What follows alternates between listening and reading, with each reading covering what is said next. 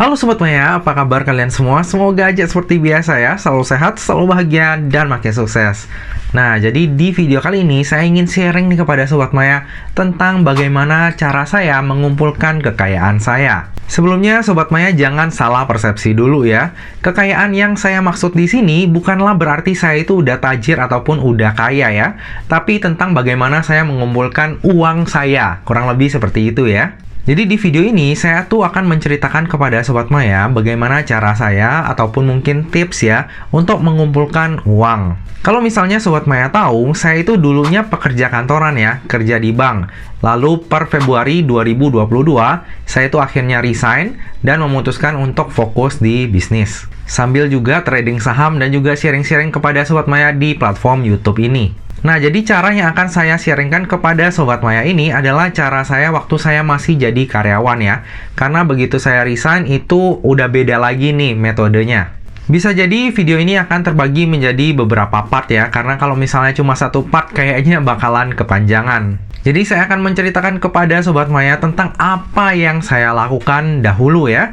Jadi ini bukan hanya teori, tapi benar-benar apa yang saya lakukan dulu. Semoga aja apa yang saya sharingkan kepada Sobat Maya ini bisa lebih relevan ya dengan kehidupan Sobat Maya. Karena bagi saya sendiri ya, kalau saya tuh nonton YouTube ataupun melihat postingan dari influencer, kadang yang mereka sharingkan itu kurang relevan dengan hidup saya. Mungkin bisa aja influencer ataupun finfluencer tersebut kan memang hidupnya tuh ya dapat income tambahan ya dari content creator, dapat endorse. Sementara kalau misalnya kita waktu dulu kerja nih, contohnya saya kerja, kan nggak bisa ya dapat income segede itu contohnya.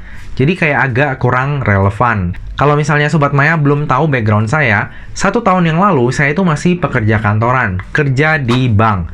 Jadi video ini mungkin lebih cocoknya bagi para karyawan ya. Jadi gimana cara saya seorang karyawan itu mulai mengumpulkan pundi-pundi uang di zaman dahulu lah ibaratnya. Jadi sekali lagi semoga aja video ini dapat bermanfaat bagi Sobat Maya dan hopefully bisa relevan ya dengan kehidupan Sobat Maya. Nah, cara saya yang pertama itu adalah setiap kali saya mendapatkan THR tunjangan hari raya ya, lalu TAT ataupun tunjangan akhir tahun dan juga bonus, semua uang tersebut pasti akan saya langsung tabung ataupun investasikan. Jadi saya pastikan uang dari TAT, THR ataupun bonus tersebut nggak akan saya sentuh nih Sobat Maya. Jadi akan langsung saya tabung ataupun investasikan. Kan kalau misalnya kita lihat sekeliling kita, jadi saya juga cerita pengalaman pribadi nih ya. Kalau misalnya kayak teman-teman kantor saya dulu, misalnya mereka terima THR nih, pastinya langsung budgetnya itu buat beli handphone lah, atau mungkin traveling lah. Nah, kalau saya enggak. Biasanya kalau misalnya saya, itu pastinya uang-uang tersebut akan langsung saya pisahkan, langsung saya tabung, ataupun saya investasikan. Jadi, itu benar-benar full nih Sobat Maya. Jadi bisa jadi uang ya, enggak keluar kemana-mana. Jadi salah satu keunggulan saya dulu kerja di bank ya kayak gitu ya Sobat Maya. Kita tuh setahun bisa 14 kali gaji plus bonus. Dan kalau misalnya kayak saya dulu sebagai marketing bank, itu ada lagi yang namanya insentif. Nah, insentif kadang saya tabung, kadang saya juga pakai buat kebutuhan sehari-hari. Tapi yang jelas dari TAT, THR, dan juga bonus, itu pastinya akan saya tabung dan juga investasikan. Cara yang kedua adalah perbesar income. Nah, tentunya kita semua tahu ya, kalau misalnya kita mau punya banyak duit, ya tentu saja kita harus perbesar income kita. Nah, kalau misalnya kita mau memperbesar income kita, itu pada umumnya ada 2 cara nih Sobat Maya. Yang pertama, itu kita secara vertikal nih Sobat Maya. Dalam artian, kita tuh terus mengejar jenjang karir kita. Nah, hal ini dalam artian bener-bener ya kita tuh kerja sepenuh jiwa, semaksimal mungkin. Kalau misalnya jam kerja itu dari jam 9 sampai jam 5, ya kita kerjakan lebih lah. Datang lebih awal, pulang lebih akhir. Bukan berarti kita pulang lebih akhir itu karena kita leha-leha ya di kantor ya. Tapi benar-benar memaksimalkan job desk kita sehingga melebihi KPI yang diinginkan oleh perusahaan. Atau yang kedua, secara horizontal ya, ataupun kita mencari side hustle ataupun penghasilan tambahan. Nah, kalau saya dulu, waktu saya masih kerja kantoran, saya itu banyak side hustle Sobat Maya. Jadi kerja kantoran saya tuh udah maksimalin, tapi saya juga tambah nih dengan side hustle. Jadi saya udah pernah jualan kerupuk, jualan pulsa, jadi agen asuransi, dan lain sebagainya. Jadi udah banyak banget hal yang saya lakuin dulu nih Sobat Maya. Dan biasanya uang yang saya peroleh dari side hustle itu juga nggak akan saya pakai ya. Jadi saya akan tabung ataupun investasikan untuk saya pakai lagi nih untuk membuat lebih gede lagi ataupun jadi modal nih Sobat Maya.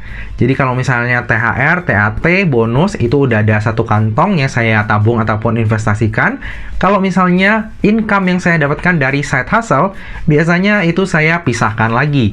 Itu untuk saya putarin lagi jadi modal. Jadi lama-kelamaan uangnya itu akan makin gede ya. Nah, dari uang tersebutlah saya bisa bangun Rasea. Nah, pada saat saya bangun Rasea pun nggak gampang ya, tapi kayaknya nggak saya jelasin di video ini. Kalau misalnya ada kesempatan, nanti saya akan ceritakan kepada Sobat Maya. Nah, jadi bagi Sobat Maya yang menonton video ini ya, baik mau memperbesar income-nya itu secara vertikal ataupun secara horizontal, itu sah-sah aja. Contoh paling nyata di hidup saya, orang yang memperbesar income-nya dengan secara vertikal, itu adalah istri saya. Jadi bagi Sobat Maya yang belum tahu, istri saya itu juga kerja ya Sobat Maya. Jadi bukan hanya saya satu-satunya pencari nafkah di keluarga saya. Kalau misalnya istri saya nggak kerja, mungkin akan lain cerita ya dengan kehidupan saya. Nah, kalau misalnya saya berkaca pada istri saya itu benar-benar fokus Sobat Maya kerjaannya. Jadi dia tuh benar-benar all out. Nggak pernah yang namanya 100%. Pasti selalu di atas 100%. Makanya nggak heran istri saya itu sekarang jabatannya udah jadi head ya. Kalau misalnya kita bicara jenjang karir, kalau misalnya saya nggak resign ya, kayaknya saya juga belum jadi head sih saat ini.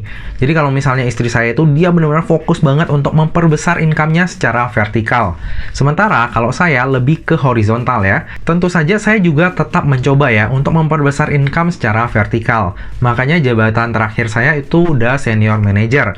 Tapi ya, saya tuh sambil cari income-nya secara horizontal juga. Jadi bagi Sobat Maya yang mau memperbesar income baik secara vertikal ataupun horizontal, menurut saya sah-sah aja. Yang terpenting adalah gimana kita berusaha mengeluarkan yang terbaik dari versi kita untuk kerjaan itu. Cara yang ketiga adalah jangan pernah berhutang untuk hal konsumtif, apalagi pakai pinjol. Nah, walaupun dulunya saya itu kerja di bank Sobat Maya, masih banyak loh teman-teman saya yang juga kerja di bank nggak menerapkan hal yang ketiga ini. Padahal mereka tahu ya bahwa hutang konsumtif itu ada bunganya. Dan kayaknya nggak worth it ya. Dimana orang-orang kaya itu justru taruh uangnya dapat bunga. Ini kalau misalnya kita berhutang itu malah kita bayar bunga. Jadi sangat nggak worth it. Kalau misalnya teman-teman saya aja yang kerja di bank masih nggak ngerti tentang hal ini, apalagi orang-orang yang ada di luar sana ya, terutama masyarakat kalangan bawah mungkin ya. Itu saya sering banget kayak di Rasea, karyawan saya itu pakai pinjol Sobat Maya. Nah, ini adalah hal yang lumayan menyedihkan ya, karena justru orang-orang seperti mereka itu nggak tahu berapa bahayanya ataupun betapa berbahayanya pinjol itu. Kalau misalnya ada waktu dan kesempatan, nantinya saya juga akan sharing kepada Sobat Maya tentang bahayanya pinjol. Sedikit studi kasus, karyawan saya pernah dia pinjam 6 juta di pinjol. Dalam beberapa bulan, hutangnya itu jadi 9 juta. Bayangkan aja, dalam beberapa bulan, hutangnya bertambah 50%. Itu udah gede banget, super gede. Jadi pastikan ya, yang ketiga ini Sobat Maya lakukan. Jangan pernah berhutang untuk sesuatu hal yang konsumtif, apalagi pinjol. Kalau misalnya Sobat Maya berhutang menggunakan kartu kredit, pastikan Sobat Maya membayar dengan metode full payment ya. Karena kalau misalnya nggak bayar dengan metode full payment, itu nantinya akan dikenakan bunga juga untuk sisa outstandingnya. Nah, cara yang keempat ataupun tips yang keempat adalah jangan pernah tertipu investasi bodong. Nah, dulunya kan saya ini kerja di bank ya Sobat Maya, dan saya juga pernah jadi funding. Jadi kerjaan saya ya kayak menawarkan deposito kepada nasabah-nasabah, terutama nasabah prioritas. Nah, seringkali pada saat saya menawarkan produk deposito tersebut, para nasabahnya membandingkan nih rate deposito antara satu bank ke bank yang lain. Nah, contohnya nih ya, saya menawarkan rate deposito dengan rate itu 6% per tahun. Lalu nasabahnya cari-cari, oh ternyata di bank ini itu bisa dapat 6,5%. Kamu naikin dong. Nah, hal itu sering kali terjadi. Kalau misalnya dibandinginnya sesama bank ya udahlah ya. Tapi nasabah saya pernah juga tuh bandinginnya misalnya dengan koperasi. Yang saat ini dalam quote-unquote ya, itu udah collapse. Nah, ketika kerja di bank, kita tuh juga belajar tentang yang namanya resiko ya Sobat Maya. Jadi sebenarnya kalau misalnya kita mau tempatin dana di sebuah instrumen, itu bukanlah seberapa penting ataupun seberapa besar ya bunganya yang diberikan.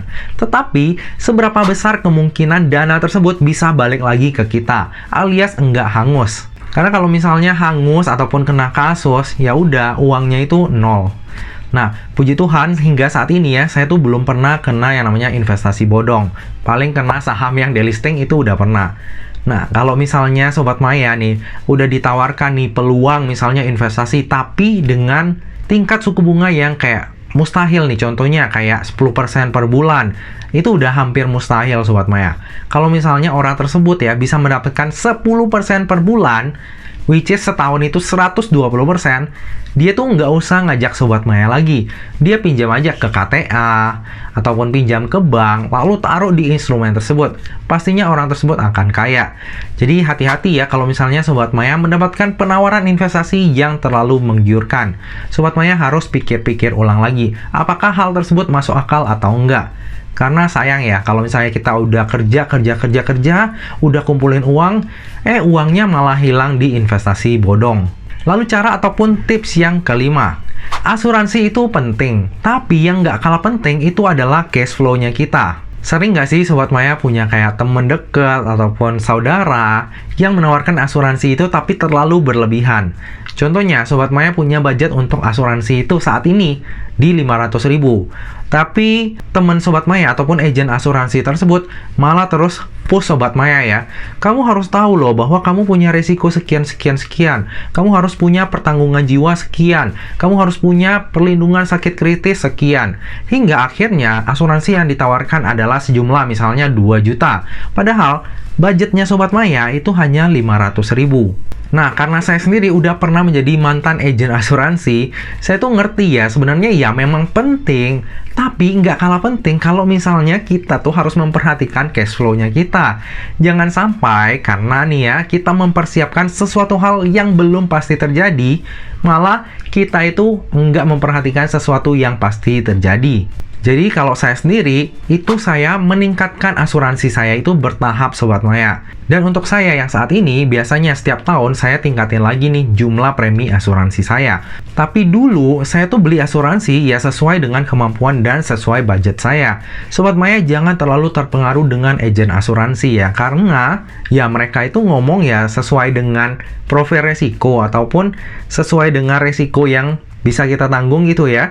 Jadi kalau misalnya kita punya satu anak, income kita sekian, kita harus punya uang pertanggungan sekian dengan premi sekian.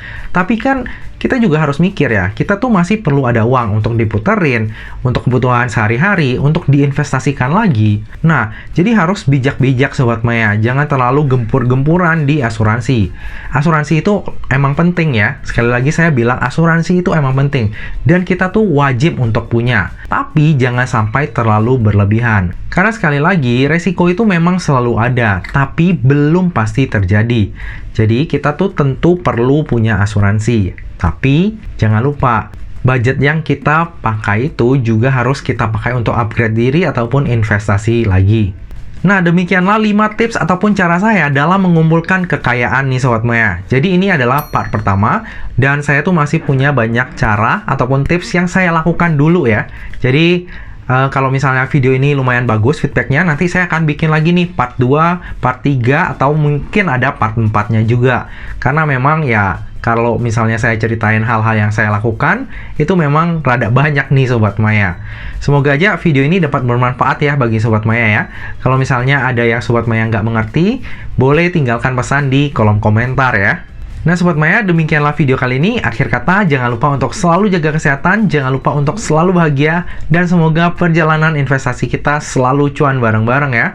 Sampai jumpa di video part selanjutnya. Kalau misalnya Sobat Maya suka. Dah.